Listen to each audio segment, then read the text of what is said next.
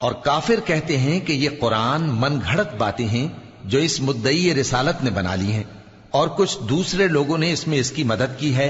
ये लोग ऐसा कहने से जुल्म और झूठ पर उतर आए हैं और कहते हैं कि ये पहले लोगों की कहानियां हैं जिनको इसने जमा कर रखा है और वो सुबह शाम इसको लिखवाई जाती हैं। कह दो कि इसको उसने उतारा है जो आसमानों और जमीन की पोशीदा बातों को जानता है।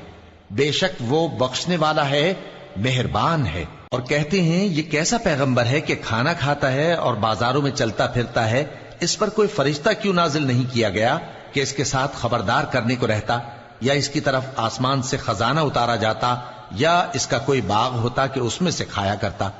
और जालिम कहते हैं कि तुम तो एक जादूज़दा शख्स की पैरवी करते हो।